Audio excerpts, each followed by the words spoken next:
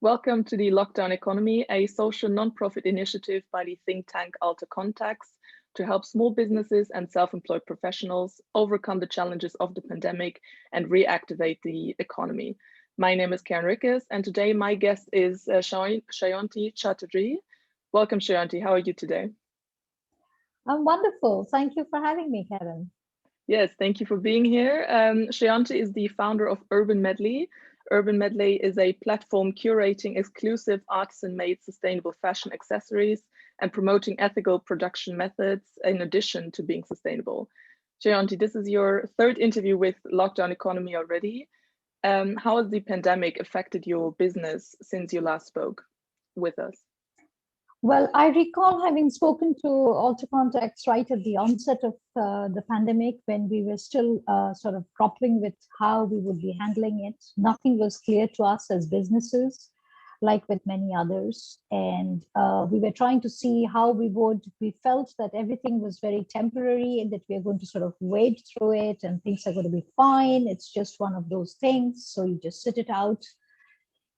And the second interview was somewhere in summer, if I recall, or slightly in the later part of summer when the pandemic had really hit us all and we realized that business was not just happening. So, and I think what compounded the problem for me as a business was that I launched in the year of the pandemic. So obviously that didn't make things any better, because the name was not out there and all the plans, the offline plans we had met to support the online venture was put at the back burner. I mean, it was just simply washed out. Having said that, over the months, having had the resolve, rather, I would say that I would continue the business and I would not just give up, because there was a lot at stake, both financially, emotionally, and otherwise. And what was also there was the promise I made to the people I'm working with. So I did not have the luxury to say that, you know what, let's just give it up. Because it was beyond me. It was not just about me, the business. So I think at this present stage, as I think it happens with all sorts of issues one has in life, that is, you get used to it. That's how we human beings are. Even the most adverse situations we get used to, and we find a way to cope with it. That's how the human body and the human mind works. In the worst of situations, you know, any kind of a calamity, personal grief, war, we know how to adapt. And I think that is what sets us apart as a species from the rest. So belonging to the human species, I think I adapted. And I realized that if I'm going to look at my figures, my revenue, my sales, it will not only be depressing for me, it's going to be a huge setback. And with that sort of a mindset, you cannot plan a business. Business needs a certain amount of faith, optimism, and belief. So I wanted to use this period and especially because you know, what is possible to do today in an online world is to spread the word, is to tell more and more people. It was almost like picking up a megaphone, standing on the roof and shouting, hey guys, you know, I'm here, this is what I'm doing. So I think 85% of my time was spent networking with I would say industry leaders, thought leaders, talking with other businesses, similar or otherwise, trying to see what is right, what is wrong. And so this period, as I said, was really used to build the network, and which in marketing terms we may call to create brand awareness. During this process, what I understood, or I would say what I gained, was a validation of the product. Because when you're talking to a bunch of people, when you're talking to people who understand the business, the products, the utility, the social impacts behind the whole business concept, and they comment on the product and they validate your product. So this is not your close friends and relatives and so on and so forth. It means a lot, because then you realize that you're on the right path. probably you just have to take a deep breath and say, the time is not exactly right, but having said that, we are going to get out of this situation. So that helped. And around Christmas, New Year, we saw a slight bleed in the business. And I would say it was very encouraging, because as a small business, and a business which is not spending a lot of money or resource on marketing, paid marketing, I mean, I saw orders coming from all over the world. And I was sometimes wondering, like, for example, I was getting orders from the US. And these were coming from customers who knew perfectly well the issues that were there between Europe and US in terms of, low volume of traffic, holdups at the customs, less of people working in the postal centers, but they were quite comfortable and they didn't even know me and they were placing the orders. So that was a very encouraging part. Of course, again, as of January, there was a trough in the curve, let us say, and again we saw a small rise in February. So this is how the journey has been. It has been a lot of up and down. I have had a lot of media which has approached me wanting to tell my story, to tell the story of the brand, to talk about the struggles, like yourselves. And I think even that has helped a lot. So, yeah, I mean, the other day I was talking to somebody, and when I introduced myself, she suddenly said, "Oh, you're the lady who sells cars." I said, "Wow, that's cool, quite a thing." I mean, I was very pleasantly surprised to hear that. I said, "Wow, that's nice. That sounds good." So, yeah, yes, to answer your question, yes, it has been a tough journey. I don't want to sort of, lessen it and say, "Oh, it's nothing." But it was a huge learning, and probably we'll see things getting better slowly. Yeah. All right, that's really good to hear, especially that you can really see that these efforts of your marketing and efforts into improving your brand awareness are really really paying off, because I remember that it is something that you mentioned also in your previous interviews, sort of the relevance, the importance of marketing even in times of the pandemic. Could you tell us a little bit more about sort of what you did in terms of marketing, how you increased your efforts? Well, first of all, I would say marketing, as in I set the goal that I need to catch the eyeballs, because there are various elements to marketing. I did not spend a lot of money on advertising. However, I reached out to a lot of smaller bloggers, publications from within my industry, because that is where I knew my prospect clients were. So we are into sustainability, we are into ethical production, and there are many platforms in Netherlands and in other European countries who are promoting, writing, talking about sustainability, slow fashion, etc. So I reached out to them. Some were paid, some were unpaid. But what helps is that the people who are coming to these publications or these platforms are genuinely interested in the concept of sustainability. So you try and reach out in a more planned and focused manner. So it's not like just any blogger and write about me, like she's talking about food and I don't know, skincare and furniture and clothes, and you jump in with your scarves. No. So I tried to keep the pitch and the focus more on what the brand stands for than the constant onslaught of buy a product. If you buy, you get a discount. If you buy, it happens this. Like, for example, many people say, "Oh, why don't you just discount the products?" I said, no, because, you have to understand in marketing, you have to educate and train your clients towards accepting you the way you are. I am not a discount brand. I cannot afford to give you a 70% discount. I'm not a Zara. I'm not a H&M. I'm not a Hema. I'm not a Primark. I don't have those deep pockets. And the people I work with are artisans who are trying to make a living, and that's where the ethics of the brand is. So I did not get into discounts, but I started talking about my product. And I tried to sort of convey the story. I mean, I send out newsletters and posts on social media saying that this is what I've started. So why should you buy from me? You should buy from me because I'm a small business, because if you buy from me, there is this whole chain of people you will truly impact who are dependent, because you and I maybe are in a much better position, even though there is a pandemic. But think of the rural community in the villages who they just have no social net. They have no protection. So they're looking towards you to buy their products, and that will make a huge difference in their lives. So I try to sort of, frame or speak in a way which I felt I could continue with. So it's not like, here's a 70% discount, please buy my products because it's a bad time, it's not selling. No, I'm not giving you a discount. I'm trying to push my values because I have a long-term plan and I want my customers to see me for what I am.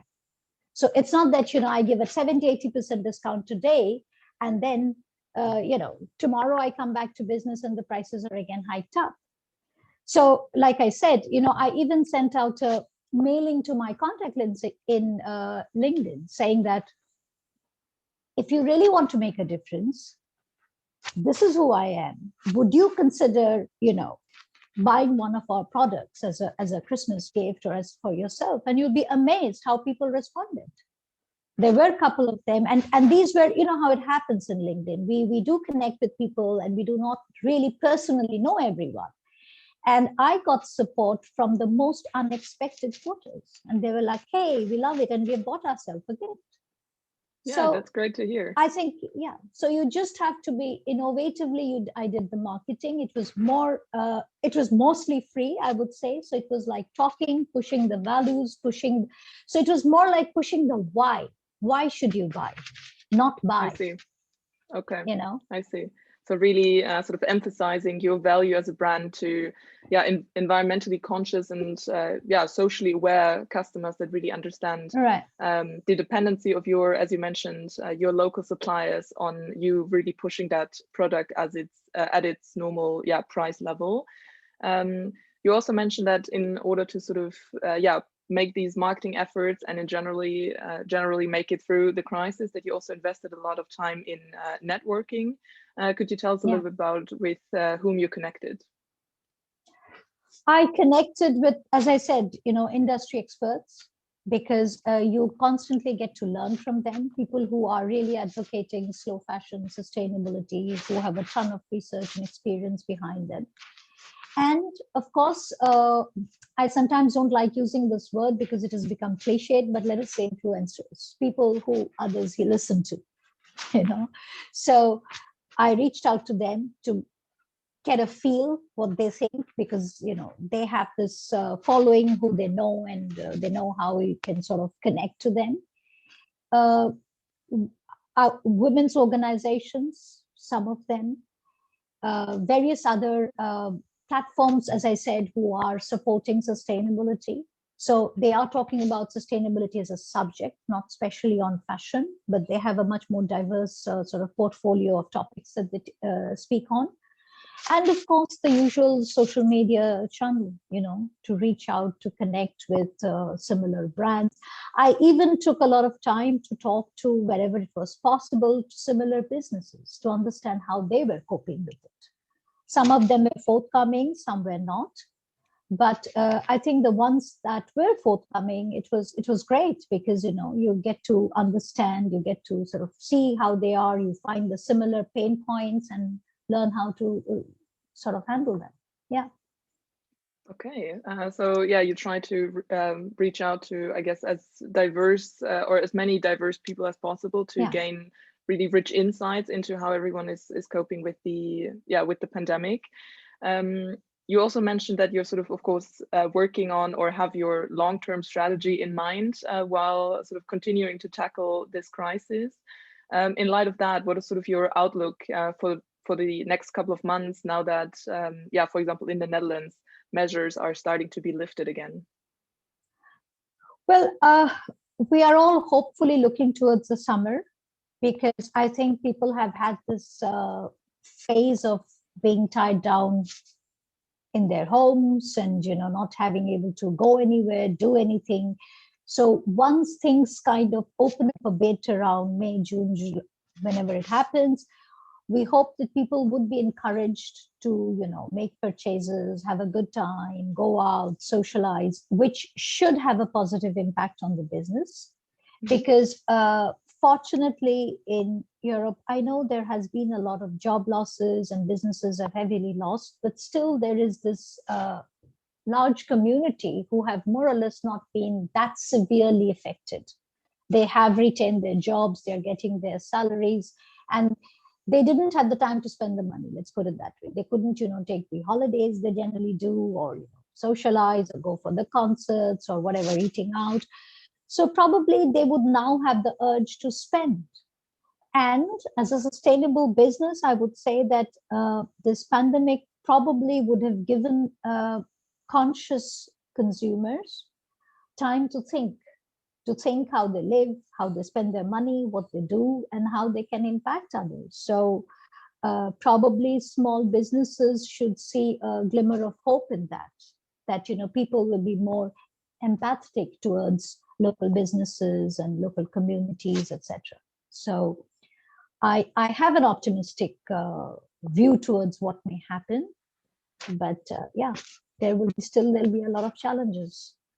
Yes, definitely. But yeah, I guess an optimistic mindset really doesn't hurt in this situation.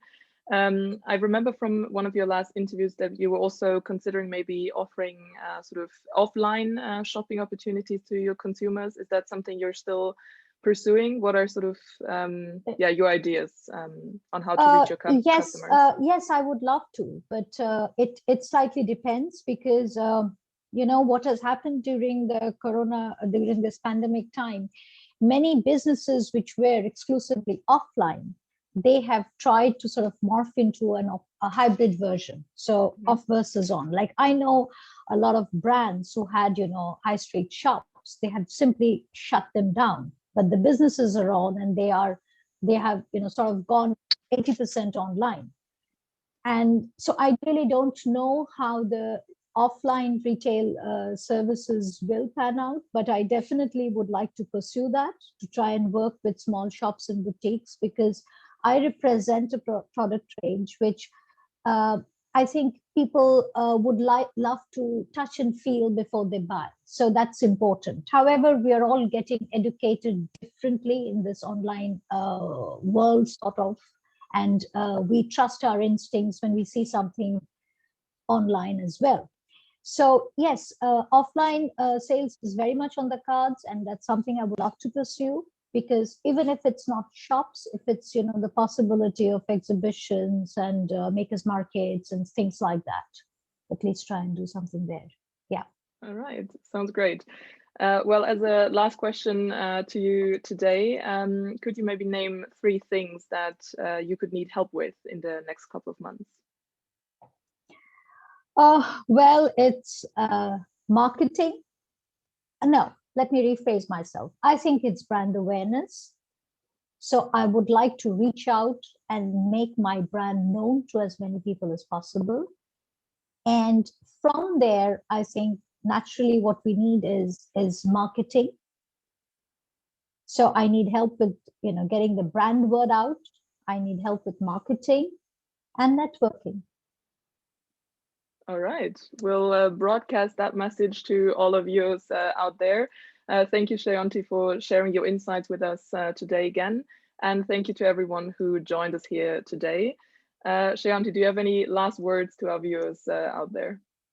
Well, I mean, all those who are, as small and medium-sized entrepreneurs like myself, I would like to say, hold on, and things going to be great once again. And let's all work together. Let's help each other. As they say, just give a hand and pull somebody up. Yes, sounds great. Thank you for that. Feel free to contact Shayonti using the links in the description of the video below. I invite you to like this video and subscribe to our channel. On our channel, you can find many more insights from entrepreneurs in many different countries and business sectors. So please have a look and stay tuned.